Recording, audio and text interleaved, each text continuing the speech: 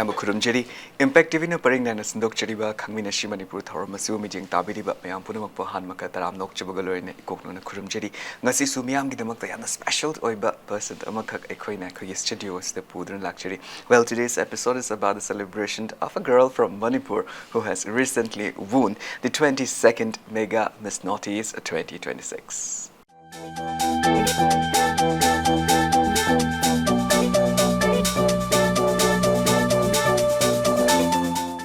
Ganapyari Laimapokpum, Imphal, Manipur!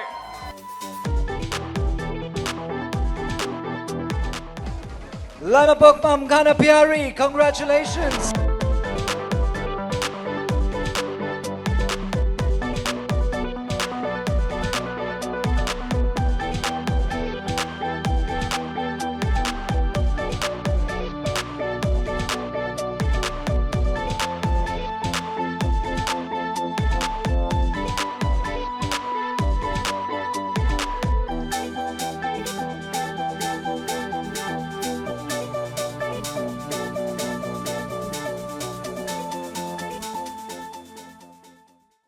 Yes, ladies and gentlemen, you guessed it right. We have Miss Ganapyari Laimapokpum in our stage. Kurumjari Mayambo. Yamsu nungaijay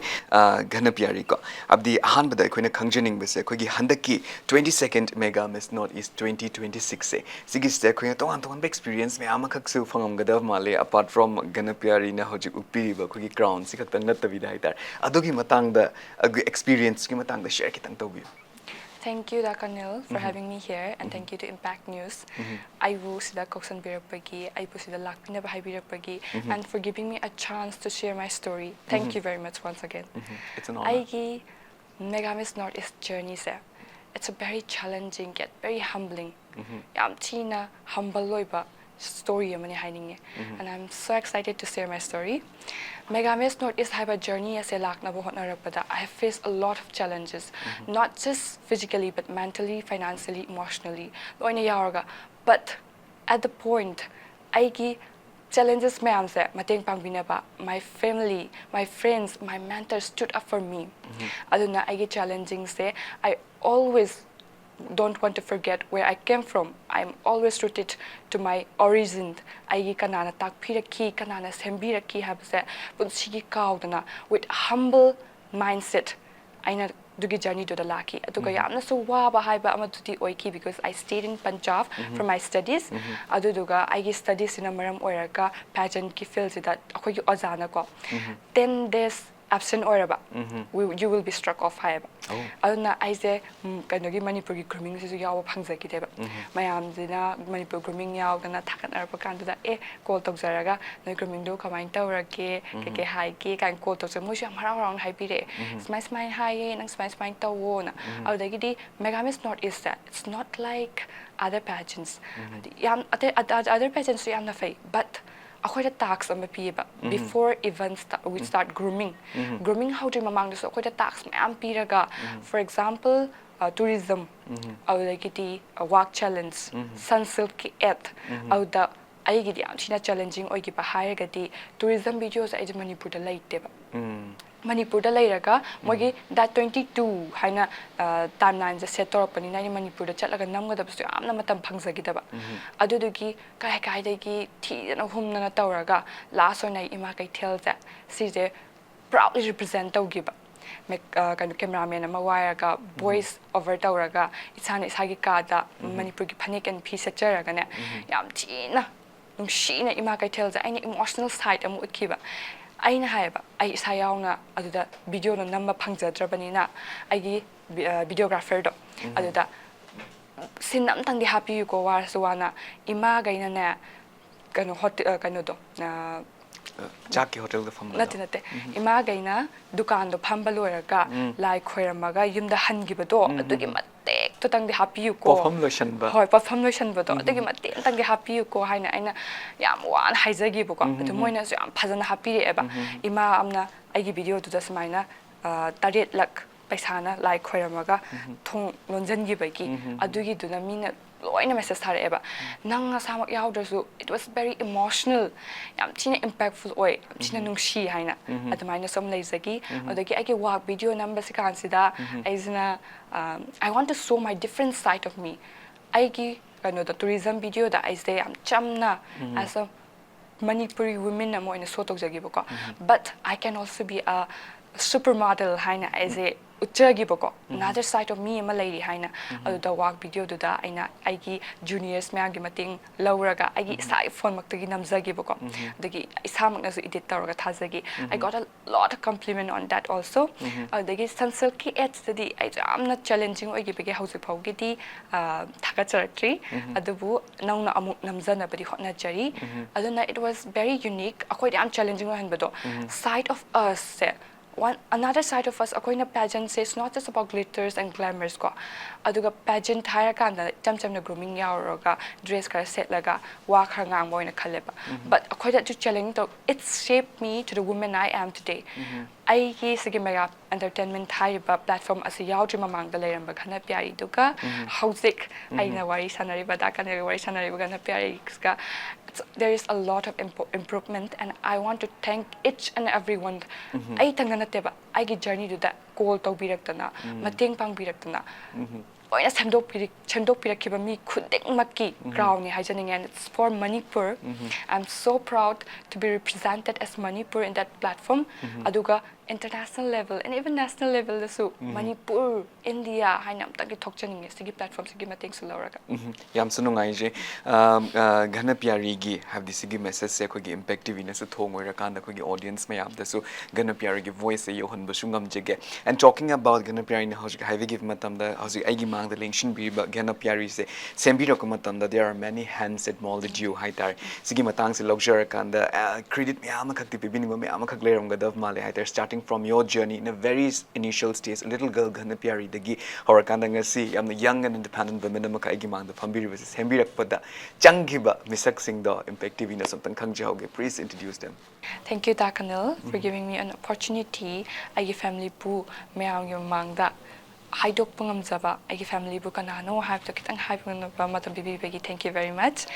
Aigi babaga mamaga gi maming babagi na laima pokum Sidaljit Singh mahak Hausik central government as an employee manualizari. Aigi mama ki maming na laima oinam Premila Chanu. Aigi mama se Hausik as a housewife and as also a teacher oina Hausik yamna hotna raga ai khogi mama ga baba ga loina raga ai se karamba stage ta kamaina he na phabu oidori ki haina khoi china humaki kanna hotna biri adagi di aigi thak thongbada aigi iche Laima Pokpum Silky Devi, Mark Hausik MBBS Tambaloshan Jadore, Aduduka, Manaso Agisig journey to the Chinko Biraga, Masa Hausik Manipur the late Buka, Mase Kazakhstan, the Hausik MBBS Tamzariba, Aduka, like physically present of so mentally and emotionally ko nanjan to break the kai so the ke hani ko ji pa chan guide to wiki and I'm so thankful to her and yamna so uninge I ke crown se pura kai ke ses pura ga che ha ga yamna hak tong ni ko ji che do and I ke het kha thang bada laima pokpam to hen vesing I ke inaw pa yamna nung shibi inaw pa ni yamna chamjai yamna tumin na support to me na talk zabi na po to oye buko dagi di man che sita ba na tam na macham cha dagi like fajan na thong na ko to bangam sa su si soigini ko yam na yang san jai ki na pa se hoji 12 standard the board exam tha dagi na prepare to zari magi career se the career phaba chang sike society se the career impact pek sike hana ma so kana hotna jari atumaina akoi ki 5 members or a family se small family mo in laser Yam sunungai ta sa matam Ghana Piari credit ki matang da takbi I get mentor yam zabanina horap dagi hajar age I get anba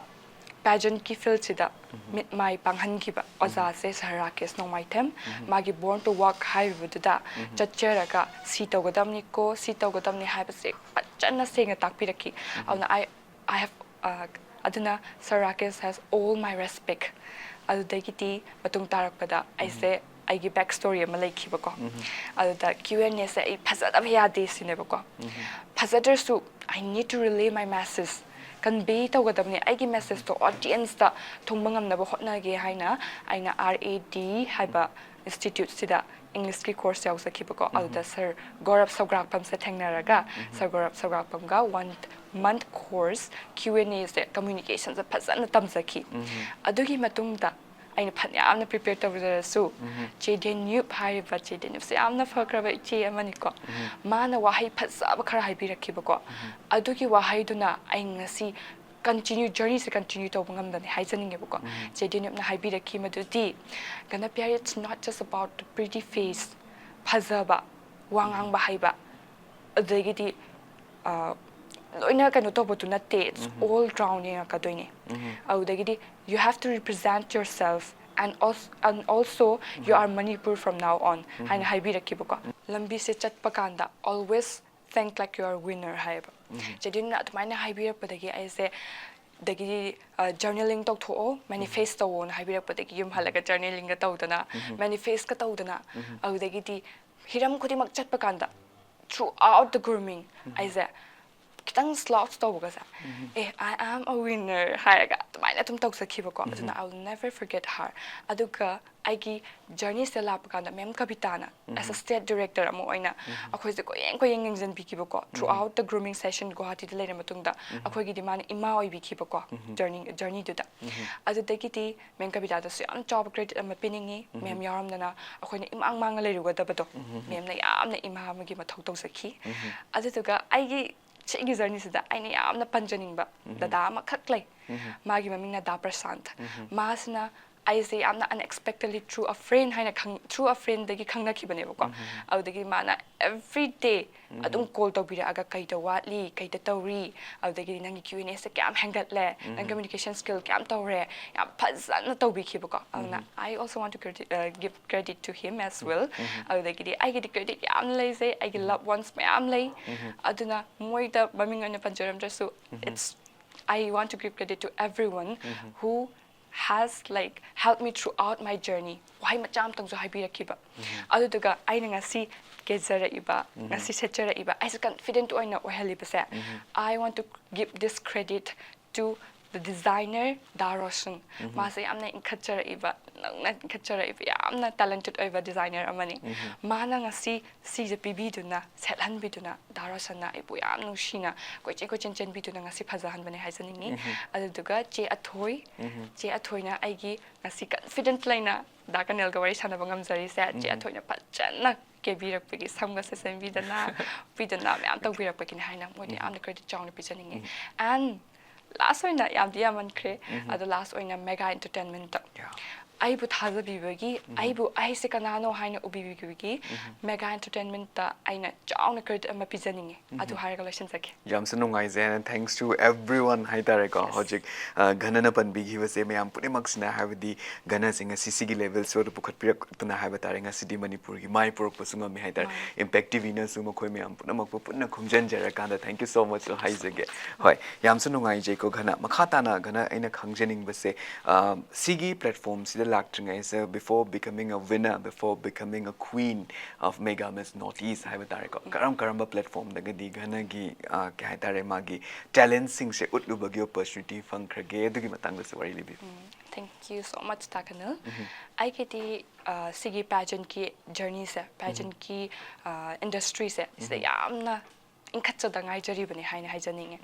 I ki pageant ki oinadi my first pageant se manfit queen da I said top 5 ta lehore top 5 ta chale the top 5 ta lehore adubu aina adagi learn taw khibado aduduna a top platform the lepa kanda ki jan lep khibako and my second platform I say Manipur get top yaw phanghodre direct Northeast level da mu chacharure Miss Northeast Diva 2025 ta aiga imanabi amaga Manipur represent tawduna adu chacharubudagi I say hena learn tawraga sigi Northeast Mega Miss Northeast ki Northeast level ki prepare tau jekhi bako aduna aigi oina di sigi home sina aigi pageant ki backbone haisaninge aduna tana aigi college ta ko aigi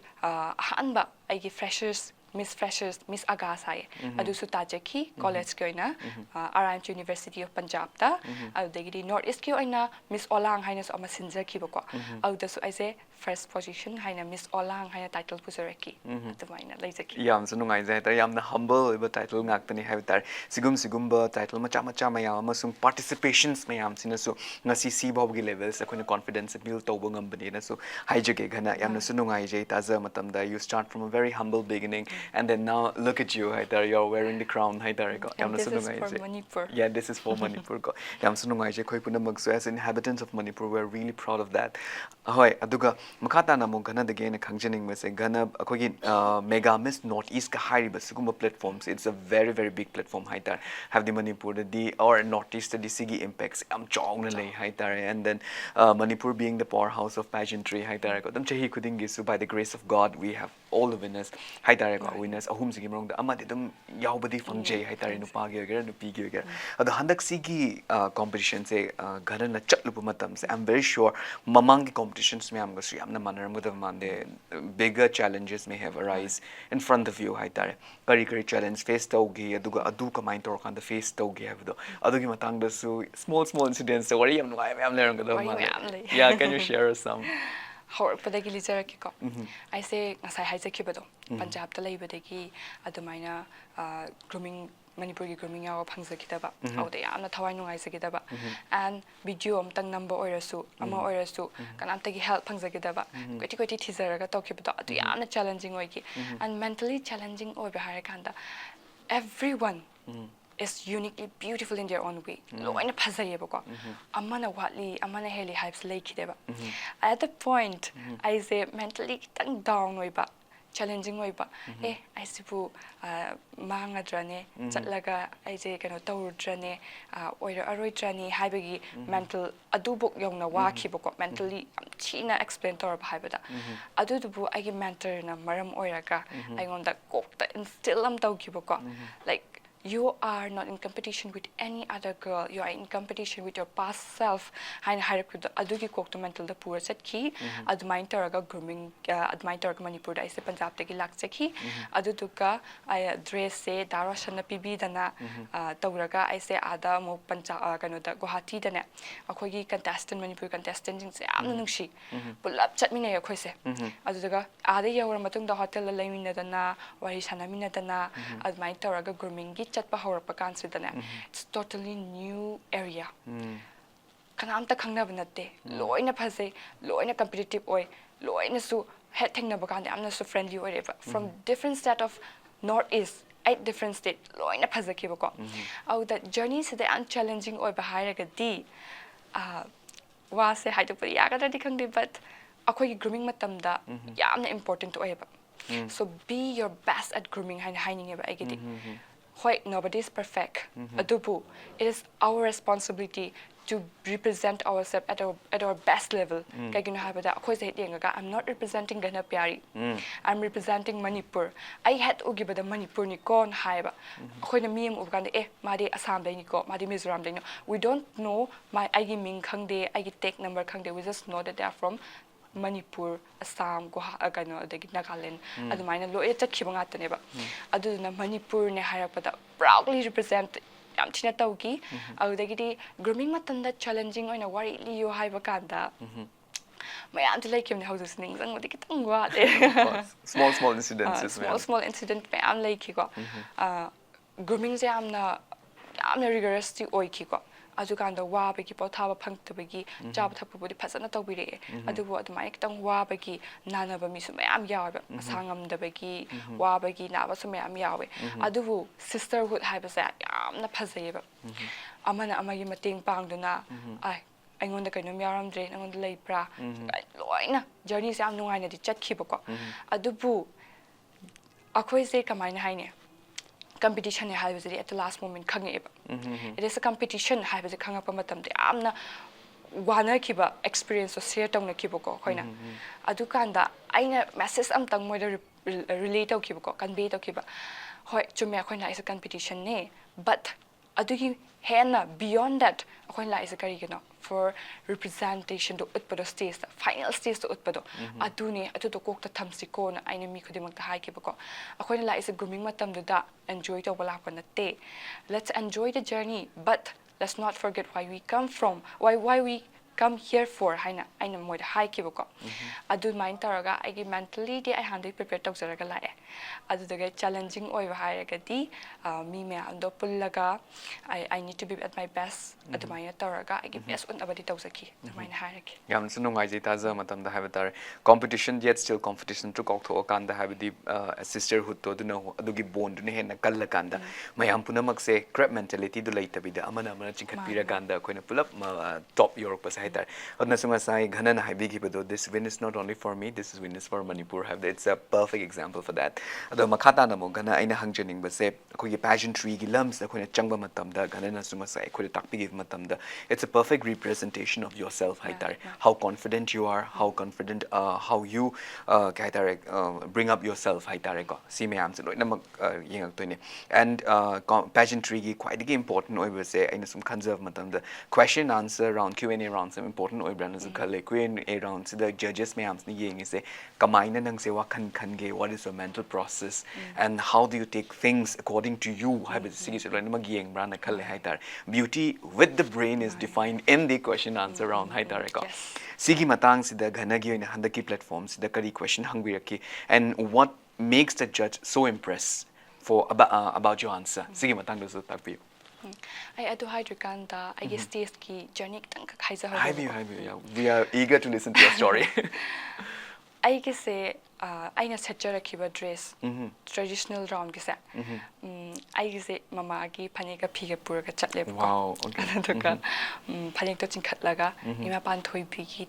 representative oina ko have the representation to aina representation so Manipur su ima ama lai ama lai smaina phane chingkhat laga phi je smaina illaga aina am phajana aina represent tau zaki ko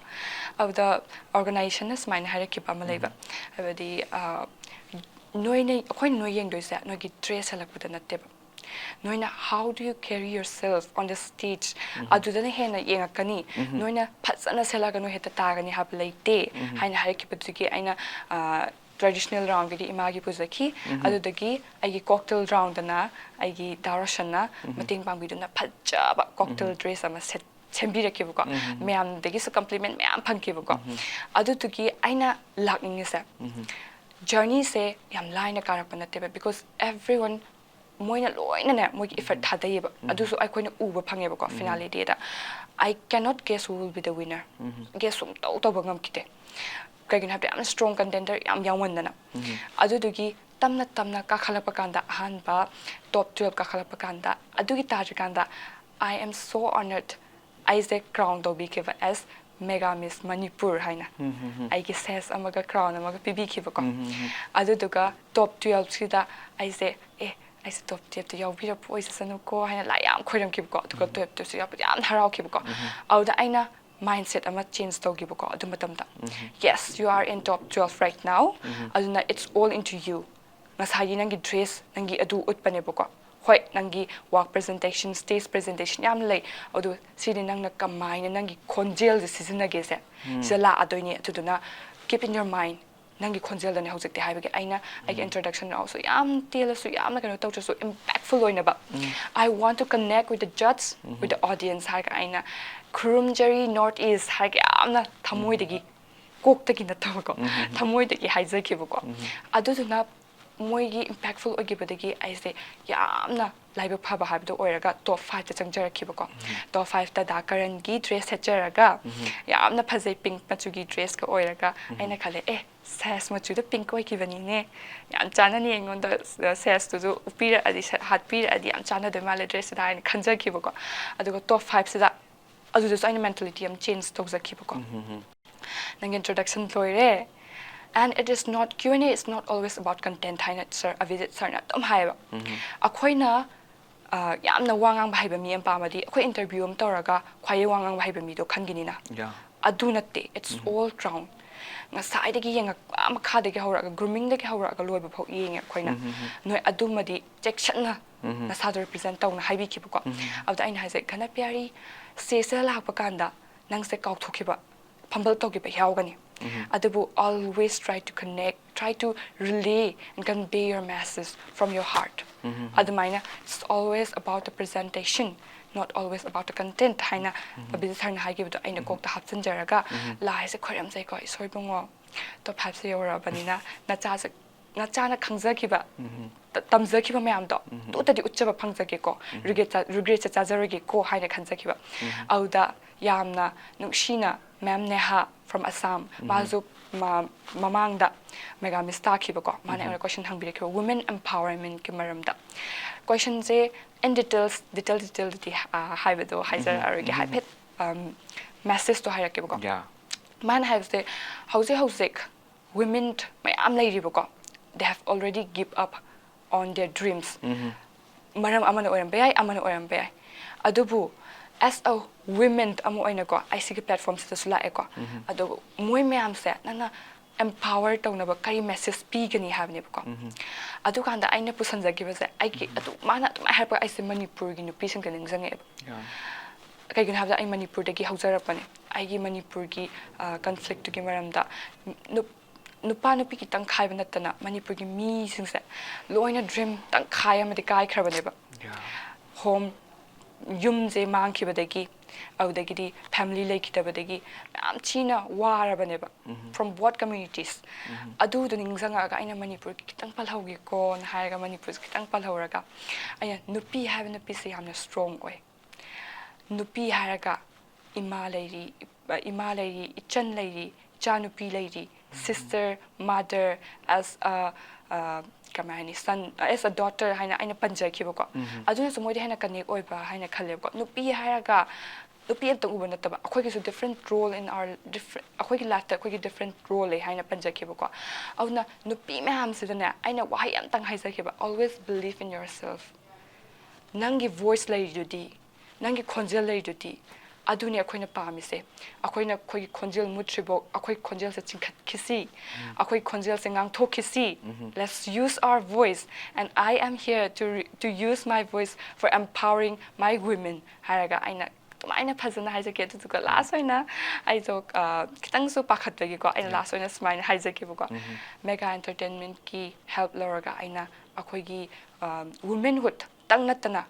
as a Northeast international level the represent of ngamadi yamna honor organi haina tamana ten tak na khumzaki haina and then obviously the universe has listened to your message. You'll be soon representing India and Northeast in international platform and once again congratulations on that. Thank you so much Tagan yam sun nungai je ko gana wari saning basu mayam khak wadi haitar marak thana break macham tang lominase break ki matung da gana ga nungar wari watai ga lore ne Impact TV na sandok chari ba khangminashi Manipur hanjara khige Impact TV bu bijing ta dar lebio Hey mahapapi ya mi masak khangdam saradana noi ponmak ising manung sida pulap namjilura pulap namjiluro ibungo yai mani da sidia Mahabharat ki wari paringdagi miyamna audio cassette oina thoina hena tana khraba Impact Entertainment Channel na puduna lakchari Zagat asina kunti gi matik magun khangna naba thawoina sinba oiba tai are iba pot hapko aiba yumugi bai kadu tajarabani na imung duna leiramba pot chai makai loina lobudi yarabani adumaku madusu nasana tawjaram de palibango Bhimna kanana sariba kuntina kanana sariba Arjun sariba sina kanaba oirigaba pumnamak mitmang thamduna anoba mahawa makudol tamjagadabani na paijarba jeng kuba mase prithi matai mai be magi thakta sai thok jage yengo nangi namang da bhagavan putigom pambi gi masakoi na leplare namit pangkok lo kunti yengo kunti Soidanamak miyeng tabiu Impact Entertainment Channel na Mahabharat ki wari paring break ki matung da mayam taram nokchiri gana ganung ai wari watai se makhata jage gana break ki mamang da khigi events tongan no mayam kaksigi mega miss Northeast ki that hoke mayam kaksuwari chanagri haitar let's come back to your life gana professions ti mya ma khak lei hojik shu ghana se LLB gi student ne law gi student ama khak oina su Punjab te lei na su mai ta jai ko sigi myam sida kari haigani ghana na of all the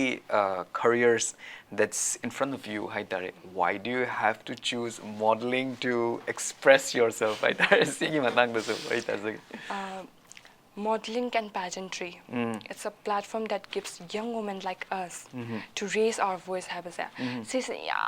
empowered to give us.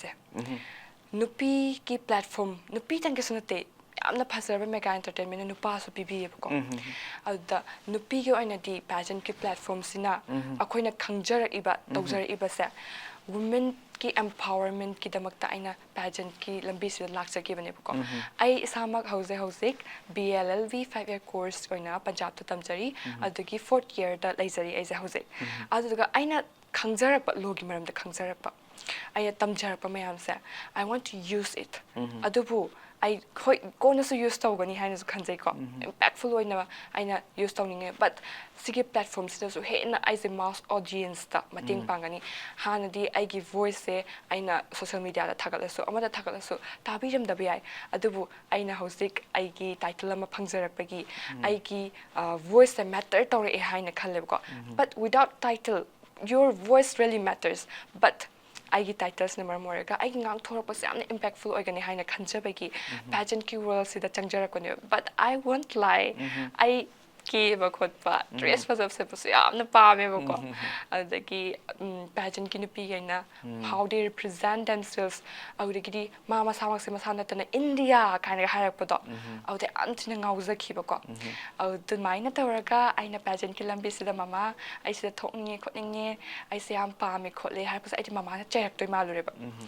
nang like to anjalu ya ta to taw ya tra na harak toy malure ba typical parents right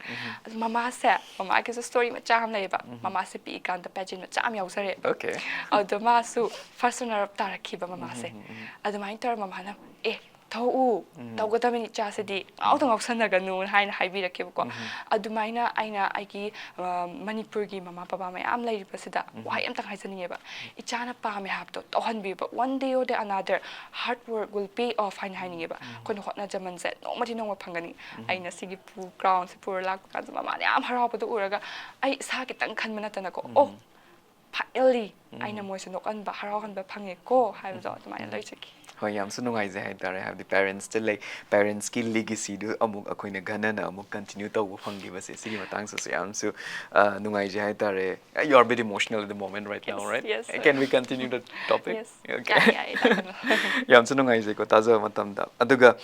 ghana makhata na ina mu hangjaning ba se koi audition gi round gi myam gi matang da su myam khak su tak pi gre haidar adubu akoina sum ngasi ba tongan models myam se interview lor ko matam da tongan winners myam se interview lor ko matam da advocacy is very important. Yes. Advocacy is very, very important. Hi, Tareka. And every model has their own advocacy. Although I'm very sure, Ghana, you also have your own advocacies that you would like to share to the public in this platform. Hi, what was your advocacies that you stick on in this platform? I get the advocacy se makal ani thokna thamjai ba because I really relate to both of them amana hende amana taki de ba first of all women empowerment I gi surrounding the women needs a lot of empowerment how like so women mayam na ko empowerment tawna ba mayam hotna ra iba ko aduna so I select asida dakanel gawari sana bangam kibane ko adubu we still need women empowerment and it's not just my responsibility but it is the responsibility of the society altogether to work hard, join hands together and support women despite of their caste, gender or anything gain the bita women support we say haina aina women empowerment and youth mental health is hamaksu at some point mentally I'm not challenging oigiba matang thengnaki even I give friends surrounding the so even I give family the so youth ki mental si am na maru oi because we will be the pillar of our society future se akhoi da lei duine ko akhoi gi pai punam am sembire adubu adugi legacy to continue to honaba adugi hotna zaman to khoina pai honaba akhoi mental health is am strong in thamda ba yade ba but due to the rapid change of our society comparisons am hengale ba auna isa se comparison gi matungina masa se they give up on themselves adu do aina message na pinning ba do look at me haina aina message aise amna perfect of individual amanate adubu as a youth I want to raise my voice and that is why I am here. I believe in myself that I can do it and that is why I'm here haida adu tang moidasu come out of their comfort zone, come out of your comfort zone habado hanjan haining moido effective ina so once again thong wer kanda khoigi sleeping youths me answer so gana gi message loina magi honba sungam jage haidar. And talking about the empowerment gana aina muk gana dagi khangjening base kari haigani gana you are a fortunate one haidar ko have the you are a fortunate tree haidar atop states dagi su winners me amakak shu ahum su leiri ko equally fortunate oirabane but despite that atopa me amakakti manglan chauna mangaga su haidar handakti kari haigani manifestation what pana haigadra dagi laklai hogda bana haigadra they have all the potential. Yes. No doubt they have all the potential laklai hogdana ba haigadra makhoi su mighty hore haidar handaki matang study sigumba mighty horaba dugumba candidates mayam study as a winner as a queen of Mega Miss Northeast haidar kari message TPB ni makhoi. Thank you very much Dakanil. I am teen emotional or how's it I see why is that platform amada yam haizaning ba because aina chatlagan moi masamakta de hairabadi like agi matam sigi matungina agi jinbagi matungina haibadi ngamzaketreba but sigi platforms the seasonaraga in fact we have a fazaraba platform the seasonaraga I see why is haidopungam na ba hotna jake ko agi crown agi says agi tangnateba it is for the women who come out of their comfort zone. Aduga Mega Entertainment, Mega Miss Northeast Hyper platform sidana masasa represent tawraga moigi state represent tawraga proudly represent tawlapa nupi khundik makineba. Ai crown zet phangbaga ai ozana mai takphira kibka. This crown is not just for you. Adumat edum khangzalo haina haiba. Without them, moy yawda nang extra crown ze phangamoy. Without them, nang ze kanano khangamoy. Nang se kanano se khangi kai no moi yarok pagini haini ko maybe I gi numit to the luck like bagi numit to the I gi crown and says phangzaki bawani ko adubu moi gi wari moi gi story moi gi lesson mayam do ai nang asiba ba carry toraga puraga chatli I have a I sina I gi sigi journey se la pakan sigi crown pakan se da nupi khuding makini haina khanki ba ko azuka they are not a loser for me. They are my like sister to this crown. Aduna ID moise de aina hele moina tai no but khangide. They are also equally deserving. Adu numit to the ishorna kana pyai hantak ngasi din nangi oiro. Handak chei nangi oiro. Adu nungsi na pibirak pagi aina crown se moi mayam gi wari se moi mayam gi khonjel se aina atopa maphamda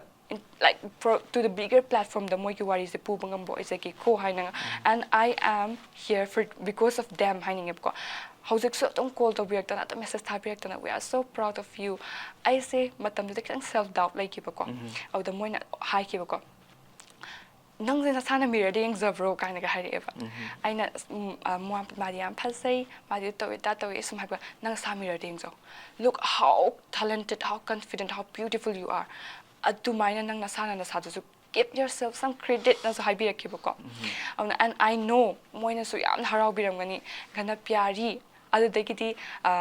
ai crown se moina ga yam na phajna ga kana pyari nangi crown dagi nangi ses ne hen pami ngo kana ga haibirak ta na nungsiba wari ama su leki ko na su dija bangam boy sa kisi ki wari yam sunungai je sigi legacy se haba tare ko koi international platform da loina makida makta gana pyari na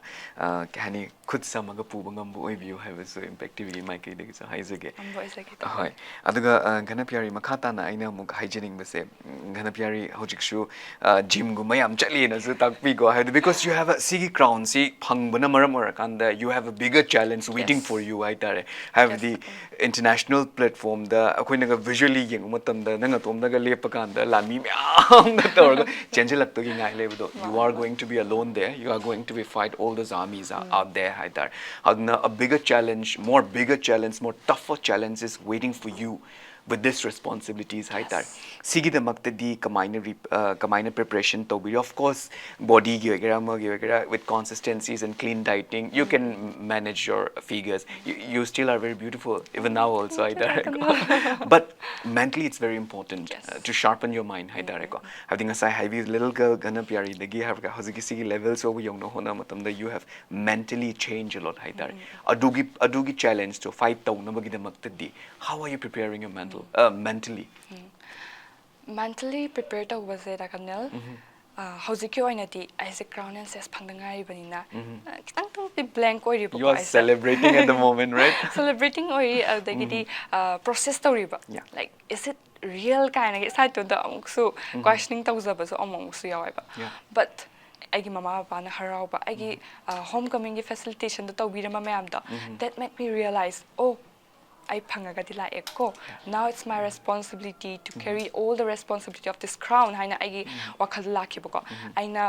crowning se ngon da pira abani na aina agi magi responsibility se phajana agi voice se sinaba aina reach out to banga mingai agi title se sinaraga to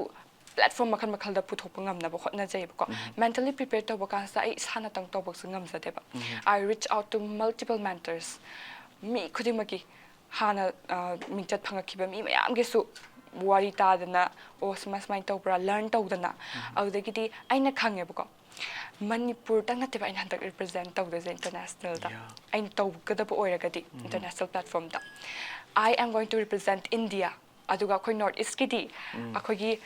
success tongan baninga men Indian degi akhogi mentally phasan prepared to they will be questioning our physical looks nang se India ra ne na questioning and ethnicity also yes adupu I will proudly say them yes I am India and there is a part of India that is northeast which is culturally diverse and united by the people who are resilient hardworking and very unite and very beautiful of course the aina India represent na I am proudly aina khanjabam na yebako aina kai kamba international represent to ergadi aina every state dagi dress set kani haina China adagidi fusion tawraga akogi different tribes and different beauties of northeast India se represent tawjaram ke haina from crafts handicrafts akogi India ki or so northeast ki or so akogi handicrafts se kyam phasai habse mod ut ke haina khalame ko the mentally how's se kitang di underprepared or get haizage ko I won't lie because nobody is perfect I hauzik China strong oina bo khotna jari I communication skills se hena another level da kamai communicate toga aina wa mang thor bakanda oh that's the winner habdo adu boki matam adu boki level da I khotna jari haina but you have the level honestly speaking you have the level dakanil da gis me am learn to ke haina so khajar ga lak paninga sis so much yamna sunu ngai je ghana ko have the ghana gi chille matam ke asa kai thok per kan ngak tang dur su ghana gi journey sigi success journey se koi impact tv ge koi audience mayam da koina wari lizaba ngam zabi opportunity se ghana wari shaning budi mayam ma gak leri hai tare but akoi gi thorams na kakna matam oibrina ghana ibani se koina pukmen pawmen na bagi tanja di fangoi dori loshla kuma tam se ghana aina ngasai so haizagi bdo kogi north east amasung kogi India se international platform da sigis da koina represent tawra ka doine lots of hozik library bus support systems de hena choba support system ka gana yam darkar oibra na khale hoy have the gana matum da fight to banga moidamrina sigi opportunity lobby ra kan da kogi audience mayam se gana kari message ti haibiningi for the upcoming challenge ishorgi board ki matungina aina Manipur represent tawjarubadagi sigi crown se Manipur gi oina porapangam jare adubu mega entertainment na akoi khalaiba youth sida international platform ta puthokpi ge haina akoi da opportunity mpi bi ko sa ai mang hanjaning de aduna sigi journey sida yam china not just emotionally or mentally or physically as a financially oina so yamna darkar lera kani haina khale aduga as a society akoi Manipur gi tang natana akoi India punamakna I just want to like give a message that akoi youth sing say in KHANGMINASI not just in pageant every field akoi sak haiba akoi se leiri ko haiba se mayam ta represent tong na ba akoi socially social media da support of but just like da kanel na akoi hosik to bi se socially akoi se kanano haiba se YouTube ki platform da, Instagram ki platform da, Facebook ki platform da yamna darkar lei haina haijaninge yamna support tawbiyo adudagiti mentally and emotionally akhoi adum check up tawbiraga akhoi se kamai tawi habs adum reach out tawbiro o adudagiti akhoina an amtang haijaning bam nei ko akhoina international da represent tawur se ai nateba ai ki lessons learned torakpa ai gi da kana lei ade ai se kai da horokibano se dakanel na hauja ang hangbira ko sumai hangbira kaniba aduduna ID ai humble loina chachage ai gi punsi ka thok charoi ai gi imalebak manipur lei haibase mayam punna hotnamina duna tang uchba phangbo ojage yam su nungai je ghana gi chilla matam kya kai thok pin impact tv da yam na su fazna haidara yam na dolled up tawar kan da khoina smai tor kan da lengbi rak na ghana gi wahi mayam se khoi da phongdok piram ba sige opportunities khoina su yam na thamoi da logje haije batare amasung impact tv na su laka dori ba journey mayam se hena mai pak bo na manipur da na north east ki mai mayam ka propangam boy bi has impact tv mai kai dagi kachege. Thank you so much Dakanil, thank you Impact TV for having me and thank you everyone for watching this video and please support Impact TV as well as please support me and Karnajit to our journey to international level. Thank you very much. Thank you so much once again. Masiga loina Impact TV na paring na nas doctor ba KHANGMINASI Manipur thora matanga sa de loishere matangi episode ta no personality kya ga loina makhoi ki wari kaya miyam lije bangam jege Impact TV bu mijing ta dona review. To my Northeast people, I want to say something that be yourself, love yourself first. We have our voice and that's what matters. When we have our voice, we have the courage, discipline, respect to represent ourselves, to be the voice of ourselves and also ignite thousands of girls. And one thing we always remember is that woman is a strong individual, a mother, a sister, and a wife. And as a woman, I'm sitting here. To all of you watching me tonight, I want to be a message. I want to be an inspiration for you to come out of your comfort zone, to live your life. We only live once, and I want to make it remarkable. And that is why I love Megarment Strandman for giving me this opportunity. And I would be honored if I could represent my beautiful Northeast into the international stage. Thank you so much.